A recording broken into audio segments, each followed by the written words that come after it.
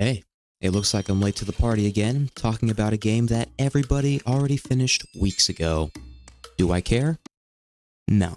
No, not really. Echoes of Wisdom is a pretty neat game, which should come as a surprise to absolutely nobody who has been playing Zelda games for the last 30 or so years. In this game, you play as Zelda. Go on a quirky little adventure, go dungeon crawling, run errands for people, and get tailed around by a weird fairy thing. So all in all, pretty standard stuff for a Zelda game, except for the whole, playing as Zelda thing, but that's part of what makes this game so good and so refreshing. I mean, I just made a video talking about open and linear game design and hoping for a new game that could properly balance these design concepts, and lo and behold, we got a new Zelda game that does just that. While past Zelda titles would just stick to one end of the spectrum with smaller, more constricted worlds and more straightforward and simple means of progression, and more recent titles go the complete opposite end of the spectrum with more open-ended exploration and mechanics, Echoes of Wisdom manages to perform a balancing act, at least in the way I played it.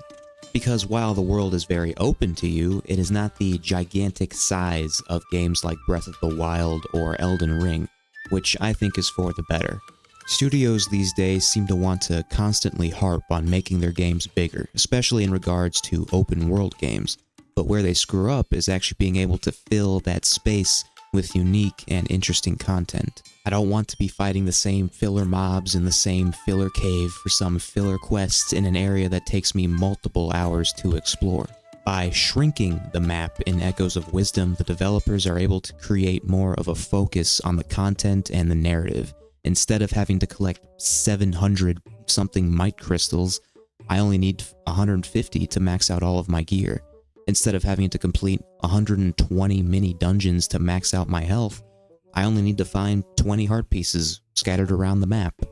Now, I'm not trying to shit on any game for this, but I'm making this comparison to show that while it is cool to have a big, expansive world to really sink your teeth into for hours, sometimes it's also nice to have a more laid-back and less time-consuming experience with exploring the world and playing through the story. Because as far as I'm aware, these changes for Echoes of Wisdom probably cut a good 40 hours off of its playtime for many people. And it's not only the general map size, but the way the game progresses. Because it is technically an open world game, you can still approach it in almost any way, but there are still limitations. You can't just rush straight to the final boss, and there are still certain areas and collectibles that can't be accessed until you actually play through the story a bit, or find certain echoes. That right there is the balance that I like. I want an open approach, but I also need some structure to what I'm actually doing. I want to feel like I'm actually affecting the world with my choices and my accomplishments, instead of everything just remaining static and open for me, because otherwise my progress loses a lot of its meaning. Echoes in this game are weird. They start out pretty bad and make the game a bit of a chore to go through if you decide to just try and fight everything. But as you progress, there's our key word for the day, they get more interesting, and try gets more powerful, allowing you to use more interesting combos. Yes, the combat can feel tedious, but when you kill a much stronger mob using all of your tools and echoes, and then turning it around to use it yourself in a later fight, it is such a rewarding feeling. And the game throws new echoes your way at a really fast pace, and it does not let up even as you get closer and closer to the end of the game. They still manage to throw all kinds of stuff your way, ranging from completely useless to completely broken. Not only that, but the echoes are on a very low cooldown, so by the end of the game, you are throwing them out fast, making dozens of small decisions without even really realizing it. In a way, it makes the combat much less simple and straightforward than in previous top-down Zelda titles, but it also makes you think more, which I appreciate. Now, of course, this game is not flawless by any means. It is still bogged down by some pretty atrocious UI. It is a Nintendo game, so the dialogue can feel like a bit much at times. And there are some finer details that can be easily fixed, like letting me skip the dumb-ass cutscene after I complete a rift. Like, there's not even any unique cutscene for each different area, just let me skip it, please. But really, these are all minor inconveniences in a game that is overall pretty solid. One more thing I wanted to talk about is not just the story, but the villain.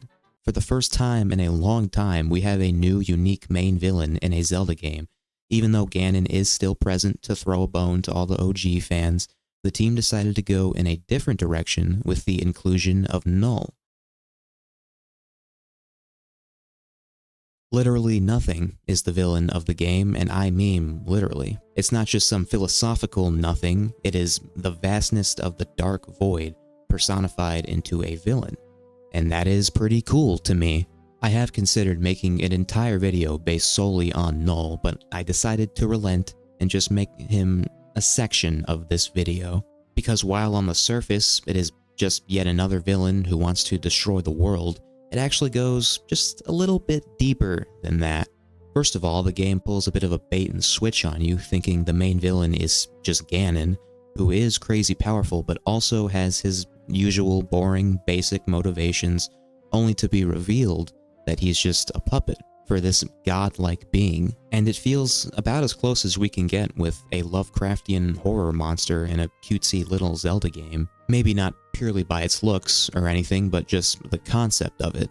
The void, the idea of nothingness trying to make the world into nothing. It doesn't see itself as a bad guy who revels in killing innocent people because it doesn't think of people and other creatures in the same way that a human would. In its eyes, it is just trying to reclaim what it lost when the goddesses created the world. Then you start thinking, by what right did the goddesses have to take away the piece of the void and create a world? It would be like if somebody just barged into your room while you were sleeping and dumped a fucking anthill on your floor. Now, of course, it's not a villain you're ever going to feel too much sympathy for, but it's one with motivations that you can understand and even somewhat relate to, instead of just the classic, I want to take over the world and also destroy it song and dance that we're used to.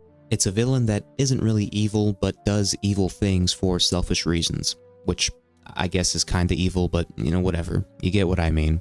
The villain, along with the story, is not very complex on the surface, but it does have more substance than we usually get with these games, and I appreciate that they tried something more conceptual that would break the lore a little bit. But anyway, to conclude, Legend of Zelda: Echoes of Wisdom is a Zelda game that finally lives up to its title, giving Zelda her first game where she is the star of the show, and she killed it. A game with a satisfying progression system that doesn't waste your time and gives you a decent and compelling narrative to play along to that is unfortunately bogged down by some minor but annoying flaws. 7 out of 10. But because they had the foresight to add such a groundbreaking character like Condi to the game, I will be bumping this up to an 8 out of 10. Thank you, and goodbye.